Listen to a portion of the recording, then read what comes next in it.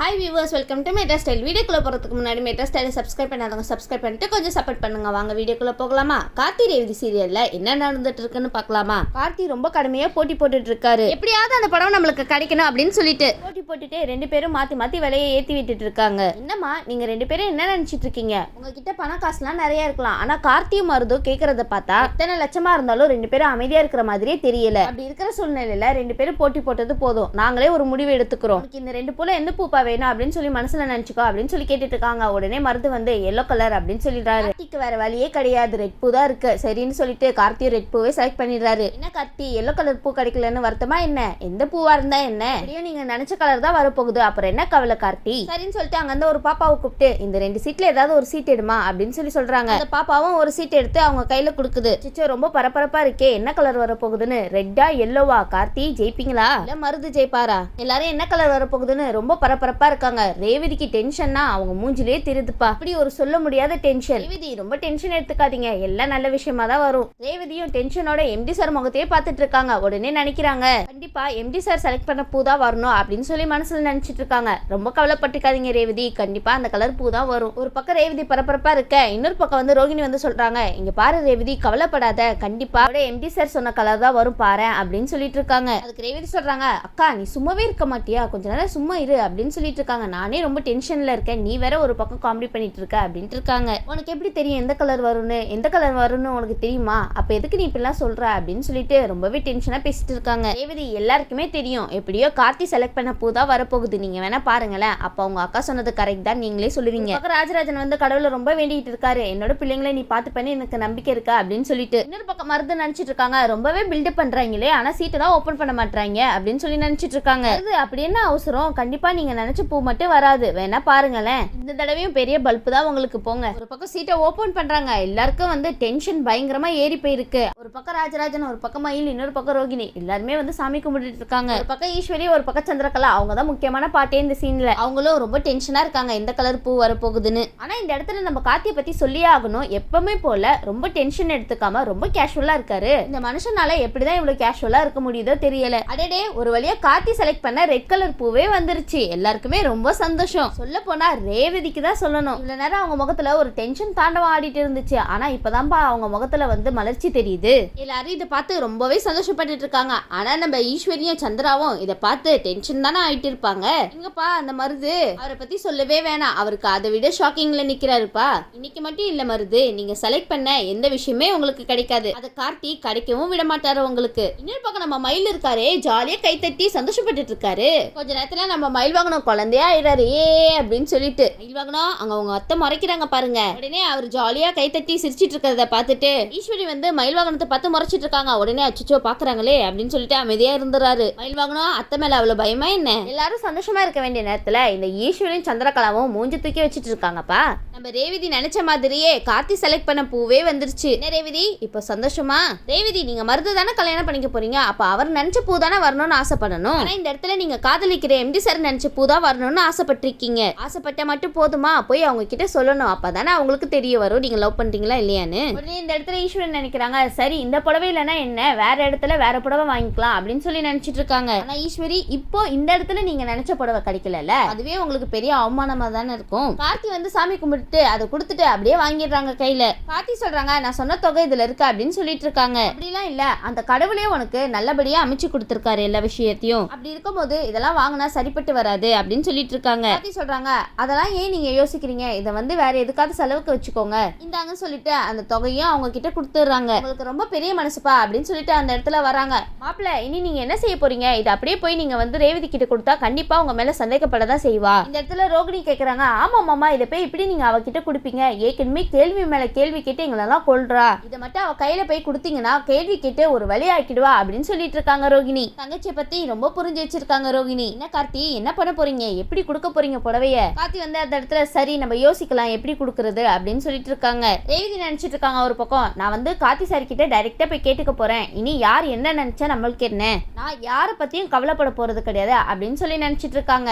ஏ ரேவதி இந்த மாதிரி 1000 தடவை நினைச்சிட்டீங்க ஆனா சொல்லதான் மாட்டீங்க வாயை திறந்து, இன்னும் நீங்க நினைச்சிட்டே தான் இருக்கீங்களா? மனசுல இருக்கிறத போய் வெளிப்படையா சொல்லுங்க, அப்பதான் எல்லாருக்கும் தெரியும். இன்னொரு பக்கம் நம்ம கார்த்தி வந்து அந்த புடவை தட்டை கையிலேயே வச்சுட்டு இங்கேயும் அங்கேயே அலைஞ்சிட்டு இருக்காங்க, எப்படிதான் ரேவதி கிட்ட கொடுக்கறது அப்படின்னு யோசிச்சுட்டு உடனே அங்க இருந்து ரேவதி வராங்க. சார் ஒரு நிமிஷம் சார், உங்ககிட்ட பேசணும் அப்படின்னு சொல்லிட்டு கார்த்தியை ஸ்டாப் பண்றாங்க. 1000 தடவை இந்த மாதிரி ஸ்டாப் பண்ணிட்டீங்க, ஆனா வாயை திறந்து தான் ஒன்னும் சொல்ல மாட்டீங்க ரேவதி, இன்னைக்காவது கண்டிப்பா சொல்லிடுவீங்கல்ல. உடனே கார்த்தி வந்து சொல்லுங்க ரேவதி என்ன விஷயம் அப்படின்னு சொல்லி கேட்டுட்டு இருக்கும் போது ரேவதி கேக்குறாங்க, இவ்வளவு போட்டி போட்டு இந்த புடவை எதுக்கு சார் நீங்க வாங்கணும் அப்படின்னு சொல்லி கேள்வி கேக்குறாங்க. ஆரம்பிச்சிட்டாங்க அப்பா கேள்வி கேட்கறதுக்கு. நீங்க எதுக்கு போனீங்க அங்க, காதல சொல்லதானே, அதை மட்டும் சொல்லிட்டு வந்துட்டே இருக்க வேண்டியதானே, ஏன் இதெல்லாம் கேக்குறீங்க? அவர் உங்களுக்காக தான் வாங்கியிருக்காரு, அதை உங்ககிட்ட சொன்னா நீங்க சும்மா அமைதியா இருப்பீங்களா என்ன? இல்லனா எல்லா விஷயத்தையுமே தெரிஞ்சுக்கிட்டு தெரியாத மாதிரி நடிச்சிட்டு இருக்கீங்களா ரேவதி? கார்த்தி உடனே யோசிக்கிறாரு, என்னடா சொல்றது அப்படின்னு சொல்லிட்டு. ஏன் யோசிக்கிறீங்க கார்த்தி, உங்களுக்காக தான் வாங்கின போட்டி போட்டு அப்படின்னு சொல்ல வேண்டியதானே. ரேவதி கேக்குறாங்க, சார் உங்ககிட்ட தான் சார் கேட்கிறேன், ஏன் இவ்வளவு போட்டி போட்டு இந்த புடவையை வாங்கணும் அப்படின்னு சொல்லி கேள்வி கேட்டுட்டு இருக்காங்க. ரேவதி கேள்வி கேட்கறது ரொம்ப ஈஸி, அதுக்கு பதில் சொல்றதா ரொம்பவே கஷ்டம். கார்த்தி சொல்றாங்க, இது பொதுவா நடக்கிற ஏலம் தானே, அதனால இதை யார் வேணாலும் வாங்கலாம் அப்படின்னு சொல்லிட்டு இருக்காங்க.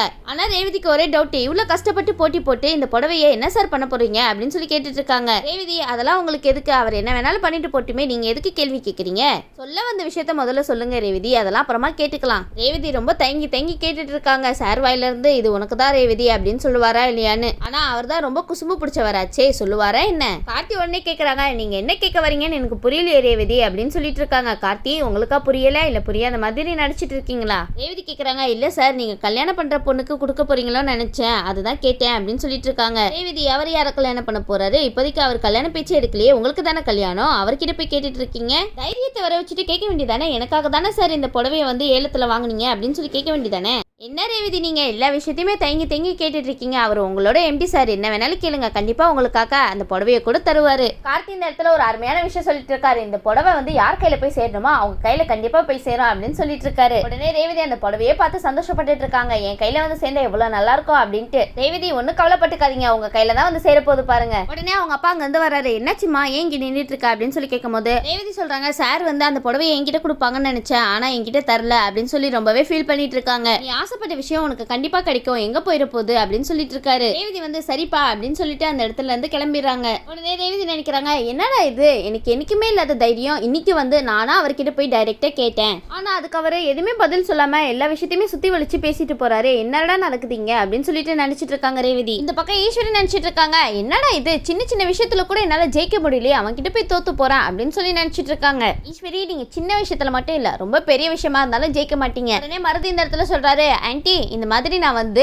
பணம் கொடுத்து வாங்குறதா இருந்தா கண்டிப்பா நான் விட்டுருக்க மாட்டேன், ஆனா இந்த சிம்பிளான பூ விஷயத்தை வச்சு நம்மள ஏமாத்திட்டாங்க ஆன்ட்டி அப்படின்னு சொல்லிட்டு இருக்காரு. சும்மா பூ வச்சு போய் விளையாண்டுட்டு இருக்காங்க, இதெல்லாம் எனக்கு ஒரு சின்ன விஷயமா இருக்கு ஆன்ட்டி அப்படின்னு சொல்லிட்டு இருக்காங்க. ஆமா ஆமா இல்ல நான் மட்டும் இவரு ஜெயிச்சிருவாரு. மருது உங்களுக்கு வேணா இது சின்ன விஷயமா இருக்கலாம், ஆனா மத்த எல்லாருக்குமே வந்து இது ரொம்ப பெரிய விஷயமா தோணிருக்கே. உடனே ஈஸ்வரி சொல்றாங்க, சரி விடுங்க மாப்பிள்ள பாத்துக்கலாம் அப்படின்னு சொல்லிட்டு இருக்காங்க. மருது சொல்றாரு, நடக்கிறதெல்லாம் பார்த்தா ஏதோ சரியில்லை ஆன்ட்டி, கண்டிப்பா இந்த விஷயத்துல நீங்க அமைதியா இருக்க கூடாது, ஏதாவது பண்ணுங்க ஆன்ட்டி அப்படின்னு சொல்லிட்டு இருக்காரு. ஏன் மருது நீங்க போய் உங்க ஆன்ட்டி கிட்ட போய் ஹெல்ப் கேட்டுட்டு இருக்கீங்க, நீங்களே ஒரு பெரிய வில்லன் ஆச்சே, நீங்களே இறங்கி எல்லாம் பண்ணிடலாமே, ஏன் பண்ண மாட்டீங்க? கார்த்தி மேல பயமா என்ன? நீங்க ஒன்னும் பயப்படாதீங்க மருது, கார்த்தி வந்து சின்ன பசங்க எல்லாம் எதுவும் செய்ய மாட்டாரு. மருது சொல்றாரு, ஆன்ட்டி ஏதாவது போட்டி போட்டு ஜெயிச்சாவது பரவாயில்ல, ஆனா யதார்த்தமா ஜெயிச்சுட்டு எல்லாம் இருக்கான் இவன், இது சும்மா விடக்கூடாது ஆன்ட்டி அப்படின்னு சொல்லிட்டு இருக்காங்க மருது. ஆனா ஆன்ட்டி இந்த விஷயத்துல நீங்க கொஞ்சம் கேர்ஃபுல்லா இருக்கணும், அவன் என்ன வேணாலும் பண்ணக்கூடிய ஆளு. இந்த மருது வேற ஒரு பக்கம் சும்மா இல்லாம ஈஸ்வரியை தூண்டி விட்டுட்டு வேற இருக்கானே. உடனே மயில் வந்து இதெல்லாம் கேட்டுட்டு வந்து சொல்றாங்க, மாமா இங்க பாத்தீங்களா அவன் பேசுற கதைய, யார் வாழ்க்கைக்குள்ள யார் வந்தது, இவன் கார்த்தி ரேவதி வாழ்க்கைக்குள்ள வந்துட்டு என்னமோ இவன் வாழ்க்கையை கெடுத்த மாதிரில பேசிட்டு இருக்கான் அப்படின்னு சொல்லிட்டு இருக்காரு மயில்வாகனம்.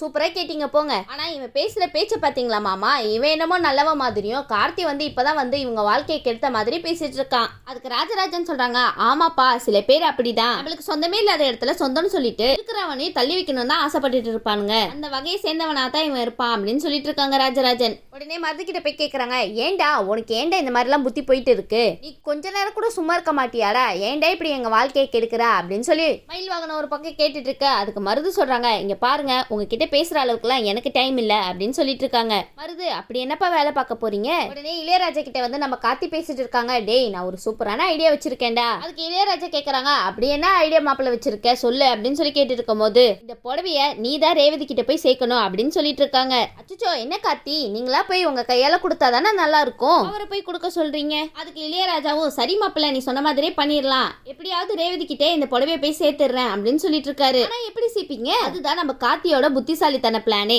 ஒரு பிளானை போட்டு நம்ம இளையராஜா கையில கொடுக்குறாரு. கார்த்தி சொல்றாரு, இந்த மாதிரி நம்ம கம்பெனில வேலை பார்க்குற எல்லாருக்குமே நீ வந்து ஏதாவது ஒண்ணு வாங்கித்தா, அந்த இதுல இந்த புடவையை நான் ரேவதி கையில கொடுத்துறேன் அப்படின்னு சொல்லிட்டு இருக்காரு. எப்படியாவது ரேவதி கையில போய் இந்த புடவை சேர்ந்தா சரிப்பா, கார்த்தி ஹாப்பி. இளையராஜா சொல்றாங்க, அதுக்கப்புறம் என்ன ஆகும், நீ ஆசைப்பட்டது நடந்துரும், அதுதானே மாப்பிள்ள, இந்த மாதிரி பிளான் போடுறதுக்கு தான் உன்ன மாதிரி ஆள் தேவை அப்படின்னு சொல்லிட்டு இளையராஜா சொல்லிட்டு இருக்காங்க. கார்த்தி சொல்றாப்ல, சரி நான் சொன்ன விஷயத்தெல்லாம் கொடுக்கறதுக்கு ரெடி பண்ணு அப்படின்னு சொல்லிட்டு இருக்கும்போது இளையராஜா கேக்குறாங்க, சரி மாப்பிள்ள இதெல்லாம் ஓகே தான், ஆனா எனக்கு ஒரு சந்தேகம், அதுக்கு ஒரு காரணம் இருக்கணும்ல அப்படின்னு சொல்லி கேட்டுட்டு இருக்காங்க. உடனே கார்த்தி சொல்றாங்க, எனக்கு புரியலையே அப்படின்னு சொல்லிட்டு இருக்காங்க. அதுக்கு இளையராஜா சொல்லிட்டு இருக்காங்க, இல்ல மாப்பிள்ள ஏதாவது விழா அந்த மாதிரி ஏதாவது இருக்கணும்ல, அப்பதானே நல்லா இருக்கும், சும்மா போய் எல்லாருக்கும் இது போய் கொடுத்தா எல்லாரும் வந்து எதுக்காக இது பண்றீங்க அப்படின்னு சொல்லி நம்மள கேட்க மாட்டாங்களா அப்படின்னு சொல்லிட்டு இருக்காரு இளையராஜா. இளையராஜா நீங்க ரொம்பவே மூலக்காரர் தான், ஏதாவது நிகழ்ச்சி வைக்கணும் மாப்பிள்ள, அப்பதான் வந்து கரெக்டா இருக்கும், இல்லட்டா அவங்களுக்கு எல்லாம் சந்தேகம் வரும் அப்படின்னு சொல்லிட்டு இருக்காரு இளையராஜா. அதுக்கு என்ன இளையராஜா, விழா தானே வச்சுட்டா போகுது. உடனே கார்த்தி வந்து அந்த இடத்துல ஒரு யோசனை பண்ணிட்டு, சரி நம்ம கம்பெனி ஆரம்பிச்சு இத்தனை நாள் ஆச்சு,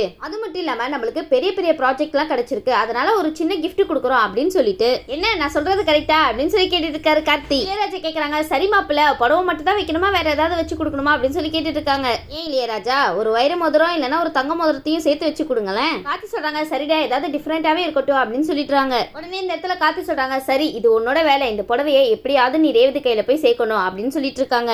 கார்த்தி நீங்க யார்கிட்ட இந்த வேலையை கொடுத்துருக்கீங்க? இளையராஜா கிட்ட. அவரை ஒரு வேலையை கொடுத்து பண்ணிருன்னு சொன்னா கரெக்டா பண்ணிடுவாரு, அதுல தப்பே நடக்காது, நீங்க ஒன்னும் கவலைப்படாதீங்க கார்த்தி, நீங்க போய் உங்க வேலையை பாருங்க, எப்படி கச்சிதமா இந்த வேலையை முடிப்பாரு மட்டும் பார்த்துட்டே இருங்க. ராஜராஜன் வந்து கார்த்தி கிட்ட கேட்டுட்டு இருக்காங்க, என்ன மாப்பிள்ள இந்த புடவையை எப்படி ரேவதி கிட்ட கொடுக்கறதுன்னு முடிவு பண்ணிட்டீங்களா அப்படின்னு சொல்லி கேட்டுட்டு இருக்காங்க. அதெல்லாம் பிளான்லாம் பக்காவா இருக்கு ராஜராஜன், நீங்க கவலைப்பட்டுக்காதீங்க, உங்க பொண்ணு கையில தான் இந்த புடவை போய் சேர போகுது. ராஜராஜன் சொல்றாங்க, அந்த புடவை எப்படியாவது எனக்கு கிடைக்கணும்னு ஆசைப்பட்டு இருக்கா என்னோட பொண்ணு அப்படின்னு ராஜராஜன் சொல்லிட்டு இருக்காங்க. அதுக்கு கார்த்தி சொல்றாங்க, எல்லா ஏற்பாடும் பண்ணியாச்சு மாமா, நீங்க கவலைப்படாதீங்க, நீங்க பாத்துட்டே இருங்களா, உங்க பொண்ணு கையில தான் இந்த புடவை போய் சேர போகுது அப்படின்னு சொல்லிட்டு இருக்காரு. கார்த்தி வந்து இந்த புடவை எப்படி போய் ரேவதி கிட்ட சேர போகுது அப்படின்ற பிளான்லாம் சொல்லிட்டு இருக்காங்க. ராஜராஜன் வந்து இதை கேட்டுட்டு, சூப்பர் மாப்பிள்ள சூப்பரா பிளான் போட்டிருக்கீங்க, கண்டிப்பா நீங்க இந்த மாதிரி பண்ணா ரேவதிக்கு சந்தேகமே வராது, ஆனா ஒரு விஷயம் மாப்பிள்ள இந்த இடத்துல நான் சொல்லியே ஆகணும், உங்ககிட்ட போட்டி போட்டு யாருனாலுமே ஜெயிக்க முடியாது, அந்த மருதெல்லாம் ஒரு ஆளே கிடையாது, கண்டிப்பா நம்ம அவனை ஜெயிச்சிடலாம் அப்படின்னு சொல்லிட்டு இருக்காங்க ராஜராஜன். கார்த்தி நினைச்சிட்டு இருக்காங்க, எப்படியோ ரேவதி கையில வந்து இந்த புடவையை போய் சேர்க்க போறோம் அப்படின்னு சொல்லிட்டு ஒரு பக்கம் நினைச்சிட்டு இருக்க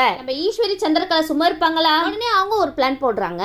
ஈஸ்வரி சொல்றாங்க, கண்டிப்பா இந்த புடவையை எப்படியாவது ரேவதி கையில சேர்க்கணும்னு தான் அவன் நினைப்பான், ஆனா அதை நம்ம நடக்கவே விடக்கூடாது, ஆனா அந்த புடவையை எப்படியாவது ரேவதி கையில சேர்க்க தான் பாப்பான், ரேவதி இந்த வீட்டுக்குள்ள வரும்போது ஏதாவது கையில கொண்டு வந்தானா அதை பார்த்துட்டு சும்மாவே இருக்க கூடாது சரியா அப்படின்னு சொல்லிட்டு சந்திரகலை கிட்ட சொல்லிட்டு இருக்காங்க. உடனே சந்திரா சொல்றாங்க, சரி அக்கா நீ கவலைப்படாத, அதனால இதுக்கப்புறம் அந்த புடவையை கொடுக்கவே முடியாது, அவன் கொடுக்கணும்னு நினைச்சிருந்தானா நம்ம முன்னாடியே கொடுத்துருக்கலாமே, அவனுக்கு நம்ம மேல கொஞ்சம் பயம் இருக்குக்கா, அதனாலதான் ஒதுங்கி போயிட்டான் அப்படின்னு சொல்லிட்டு இருக்காங்க சந்திரா. சந்திரா நினைப்பு தான் பொழப்ப கெடுக்கும். சந்திரா சொல்றாங்க, நீ வேணா பாரு, அவனுக்கு கொஞ்சம் கூட தைரியமே இல்ல, அதனாலதான் அவன் நம்ம முன்னாடி கொடுக்காம போயிட்டான், இதுல இருந்து தெரியல அவன் நம்மளை பார்த்து பயந்துட்டானே அப்படின்னு சொல்லிட்டு இருக்காங்க சந்திரா. சந்திரா நீங்க நினைக்கிறது ரொம்ப சூப்பரா இருக்கு, ஆனா சந்திரா நீங்க போய் கார்த்தி பயந்துட்டாரு சொல்றீங்க பாத்தீங்களா, அதுதான் கொஞ்சம் சிரிப்பா வருது. சரி ரேவதி கிட்ட கார்த்தி எப்படி இந்த புடவை போய் சேர்க்க போறாருன்னு வெயிட் பண்ணி பார்க்கலாம். இந்த வீடியோ உங்களுக்கு பிடிச்சிருந்துச்சுன்னா மறக்காம மெட்ரோ ஸ்டைல லைக் பண்ணுங்க, ஷேர் பண்ணுங்க, சப்ஸ்கிரைப் பண்ணிடுங்க. தேங்க்யூ.